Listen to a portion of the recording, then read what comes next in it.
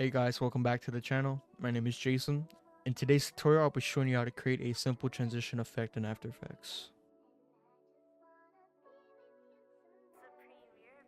Once you already have your clip imported, I'm going to right click on my mouse, go to new, make a new adjustment layer and make sure it's on top of our clip. In order to make this transition, you need no plugins whatsoever. First effect I'm going to add is optics compensation. Just drag it right there. Head towards the beginning of our clip.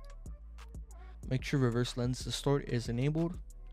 We're going to put an FOV at 65.8 and click the time watch right here to create the first keyframe. And at the starting keyframe, we're going to have our first keyframe set at 65.8. Then we're going to head towards the middle, about right here, and we're going to put it at 0 and then put it at 111.9. And it's going to give a nice zooming out and then zooming in effect. It's going to be right here, subtle in the beginning.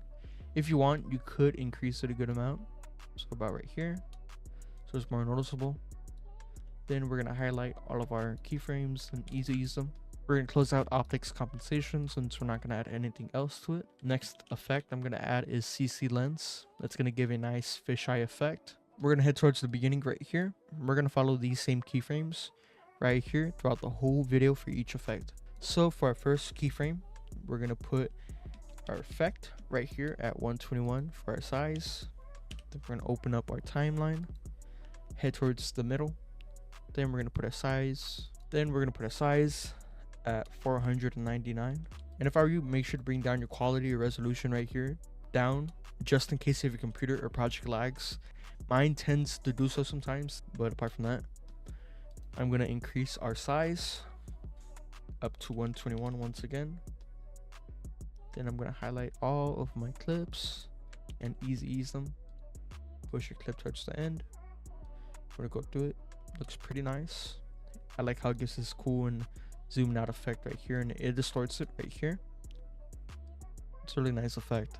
So we're going to close out CC lens. The next effect I'm going to add is radial blur. Head down here and just drag it in.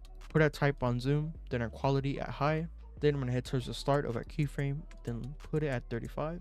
Create our first keyframe, head towards the middle, put it at 5.